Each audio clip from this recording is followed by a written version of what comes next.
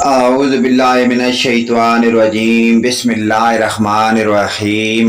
اسلامی معلوماتی ویڈیو شروع کرنے سے پہلے تمام مومن مسلمان بھائیوں کو ہمارا سلام، السلام علیکم ورحمۃ اللہ وبرکاتہ۔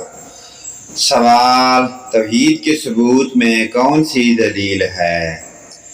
جواب: خداوند تعالیٰ کی وحدانیت کے ثبوت ایک تو عقلی ہیں، یعنی انسانی عقل بشرطے کہ عقل صحیح ہو خدا تعالیٰ کے ایک ہونے کا یقین رکھتی ہے، اور اسی لیے دنیا کے بڑے بڑے حکماء اور فلسفی خدا تعالیٰ کی توحید کے قائل ہیں۔